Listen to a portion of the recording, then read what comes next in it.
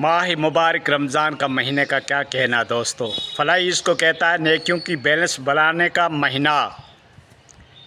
ये वो तिजारत है जहाँ पे आप नेकियाँ इकट्ठी कर सकते हो। तिजारत के बारे में पूछते हो, धंधे के बारे में पूछते हो, बिजनेस के बारे में पूछते हो, कौन सा महीना कौन सी मौसम सूट करेगी हमको ये तिजारत करने में।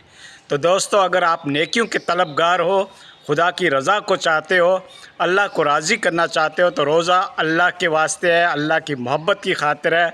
अल्लाह कह रहा मैं इसका बदला मैं ख़ुद दूंगा, क्योंकि बंदा जो है वो अपनी लजीज़ खाने पीने की चीज़ों को मेरी मोहब्बत की खातिर तर्क कर देता है।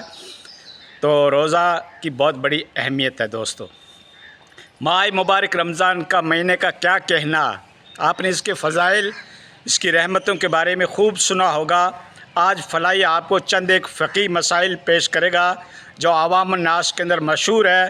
बाज़ चीज़ें और आवाम पूछती रहती है और कम इल्म वाले भी इसके बारे में मिस हैंडलिंग कर लेते हैं, गलतियां कर लेते हैं, गलत किस्म के फतवात जारी कर लेते हैं। तो दोस्तों चंद एक फ़िक़ही मसाइल मैं आपको बताऊंगा। बाकी माह मुबारक की रहमतों के बारे में तो क्या कहना। इनका पहला असरा जो होता है वो रहमतों से पुर है। अल्लाह की मखसूस किस्म की नेमतें और रहमतें नाजिल होती है। और बीच वाला असरा जो है 10 दिन जो हैं ये मग़फ़िरत के हैं, बख्शिश के हैं। और लास्ट के 10 दिन जो हैं ये अज़ाब जहन्नम से छुटकारे के हैं। और मोमिन 3 चीज़ों का ही तलबगार होता है कि मैं अल्लाह की रहमत में शामिल हो जाऊँ, मेरी मग़फ़िरत हो जाए और मैं अज़ाब जहन्नम से मेरा छुटकारा हो जाए। तो तीनों चीज़ें आपको इस महीने में हासिल हो सकती है, सर्टिफिकेट मिल सकता है। तो अल्लाह रहा रमज़ान के महीने की कदर व कीमत को समझो। अपने आकिल और बालिग जो औलाद है उसको भी तरग़ीब दो, क्योंकि क़यामत के दिन हर ज़िम्मेदार को पूछा जाएगा कि आपने अपनी औलाद को दीन के रास्ते पे क्यों नहीं डाला, दीन की बातें क्यों नहीं सिखाई। तो अपनी औलाद को भी कहो कि वो भी रोज़ा रखें और ख़ुद भी रोज़ा रखें, और दूसरे मोमिन भाइयों को भी तरग़ीब दो कि वो भी रोज़ा रखें। अब देखो जो दोस्तों चंद एक मसाइल ये हैं कि अगर आप हालत जनाबत में हैं तो भी आप सहरी कर सकते हैं, रोज़ा रख सकते हैं, बाद में स्नान कर ले। आपके पास वक्त कम बचा है कि मैं स्नान करने जाऊंगा तो मेरी सहरी छूट जाएगी, तो पहले आप सहरी कर लो, रोज़ा रख लो और उसके बाद स्नान कर लो तो आपका रोज़ा हो जाएगा। इस तरीके से अगर दिन में नाइट फेल हो गए, सपन दोष हो गए और आप हालत जनाबत में आ गए, दिन में सोए हुए, तो आपके रोज़े पे कोई फ़र्क नहीं पड़ेगा, रोज़ा नहीं टूटेगा। जानबूझकर अगर आपने इज़्दिवाजी ताल्लुकात कायम कर लिया अपनी ज़ौजा के साथ तो आपका रोज़ा भी टूट जाएगा और कफ़ारा भी लाज़िम आएगा। कफ़ारे का मसला ये है कि या तो ग़ुलाम आज़ाद करो या 60 रोज़े मुसलसल रखो या 60 मिस्कीनों को खिलाओ। तो ग़ुलाम वाला मसला तो आज के दौर के अंदर ये अफसूट हो चुका है। अब आपको 60 रोज़े मुसलसल रखने पड़ेंगे। अगर 60 रोज़े की ताकत नहीं रखते हो तो 60 मिस्कीनों को खाना खिलाना पड़ेगा। इस तरीके से दोस्तों अगर मुस्तज़नी हो जाती है, हैंड प्रैक्टिस जिसको कहते हैं, मुस्तज़नी से आपका रोज़ा टूट जाएगा और आपको उस रोज़े की क़ज़ा रखनी पड़ेगी। अहनाफ़ के नज़दीक तो कफ़ारा भी हो सकता है, लेकिन क़ज़ा तो रखनी पड़ेगी। तो दोस्तों ये मसाइल है। सुरमा लगाने से, बालों के तेल लगाने से, कुल्ली करने से, मिसवाक करने से रोज़ा नहीं टूटता है। बाल कटवाने से, हजामत करने से रोज़ा नहीं टूटता है।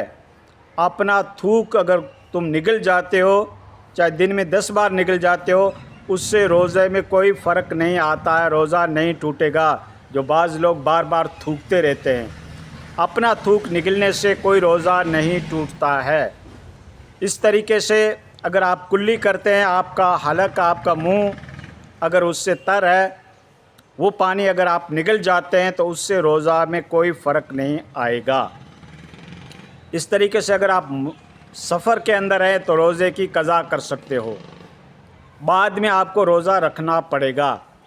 हालत सफ़र में रोज़ा माफ़ हो सकता है लेकिन उसकी क़ज़ा करनी पड़ेगी।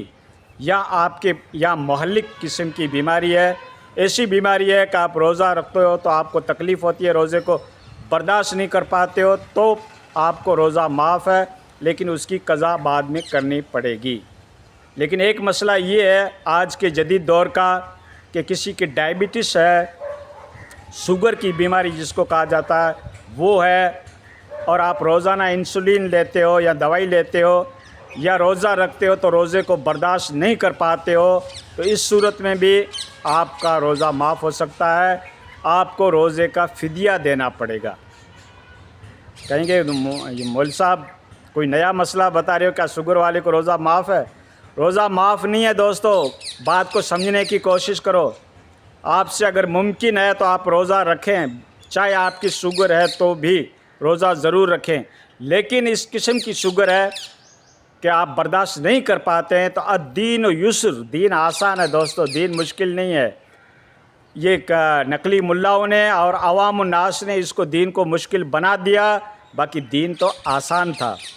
آپ کی شوگر ایسی اس لیول کی ہے کہ آپ روزہ بالکل برداشت نہیں کر سکتے تو روزے کا آپ فدیہ دے دیا کرو۔ اور یہ بیماری تو ایسی ہے کہ جس سے دوستی کر لیتی ہے زندگی بھر نبھاتی ہے، اس کا کوئی مداوع نہیں ہے، تو آپ بعد میں بھی قضا نہیں کر سکتے اس کی، تو اس لیے آپ اس کا فدیہ دے دیا کرو اگر آپ کی شوگر بہت ہائی لیول کی ہے تو، ٹھیک ہے۔ اور باقی جہاں تک ہو سکے روزہ رکھنا چاہیے۔ اور دوسری بات دوستو، جس عورت کے اگر حیض آتا ہے تو اس کو روزے کی قضا کر سکتی ہے۔ روزہ کسی عورت نے رکھا اور اس کو ٹائم پیریڈ آ گیا، ماہواری آ گئی، حیض آ گیا، تو اس کا روزہ ٹوٹ جائے گا، اس کو روزہ کھول دینا چاہیے، بعد میں اس کی قضا کر لے۔ جتنے دن حیض کے اندر رہے گی اس کے اوپر وہ روزے معاف ہیں، اس کی قضا بعد میں کر لے، قضا تو کرنی پڑے گی۔ حالت حیض کے اندر نماز کی قضا نہیں ہوتی ہے لیکن روزے کی قضا ہوگی، وہ عورت جس کا ٹائم پیریڈ آتا ہے۔ اگر روزہ رکھا اور مغرب روزہ افطار کرنے سے 5 منٹ پہلے بھی اگر پیریڈ آ گیا تو اس کا روزہ ٹوٹ جائے گا، اس کو روزہ کھول دینا چاہیے۔ تو یہ مسئلے ہیں دوستو۔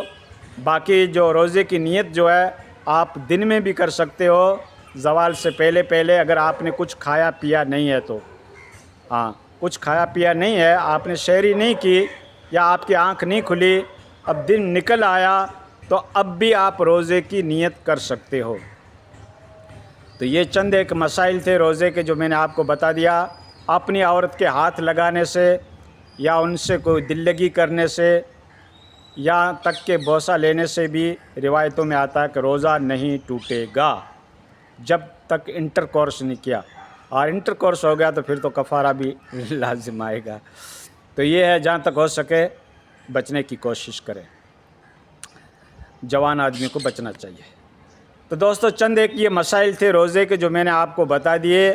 بعض لوگ پوچھتے رہتے ہیں کہ مول صاحب روزے کیسے ٹوٹتے ہیں، روزے کے کیا کیا احکامات ہیں، تو چند ایک مسائل تو میں نے بتا دیے، باقی اس چھوٹے سی ویڈیوز کے اندر میں سارے مسائل تو آپ کو نہیں بتا سکتا۔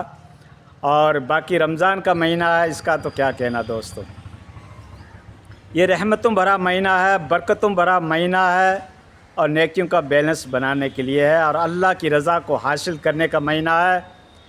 جنت کے 8 دروازے ہیں، اس میں سے ایک باب الریان بھی ہے جہاں پہ روزے دار کو داخل کیا جائے گا۔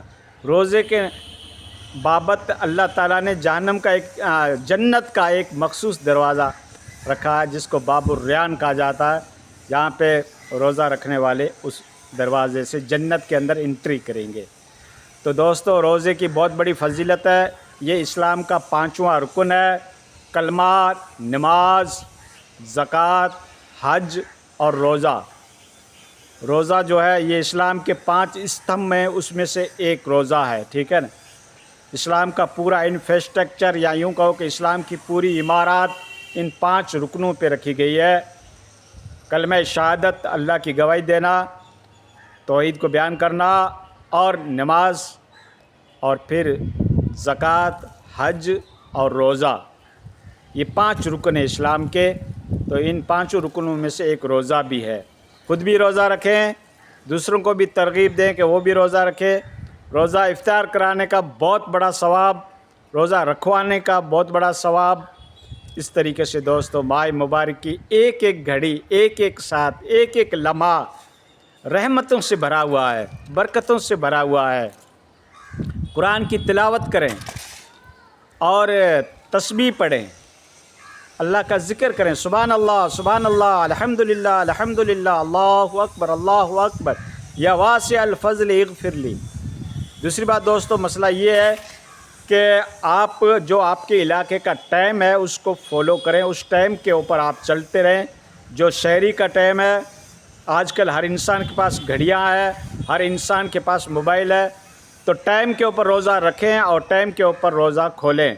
अज़ान का इंतज़ार ना करें, ठीक है ना, अज़ान लेट भी हो सकती है, टाइम को फॉलो करें।